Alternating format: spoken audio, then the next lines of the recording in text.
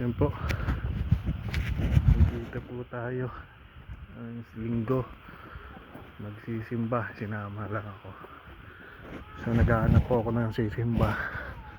Yan po, January 4, 5. Ayan.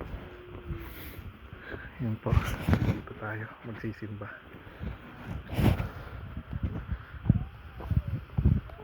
Hello.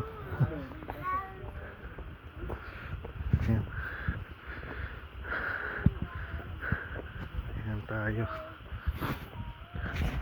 January, Sunday, January 4 or 5, I think so. So, first time tayo magsisimba. Sama tayo. Kasi tagal ko nang naghahanap ng simbahan. Pero at least maganda, January first day bago magpasukan. So yan, yung kasama namin sisimba. Ayan. Oh, dami. Ayan na tayo. Salamat, thank you.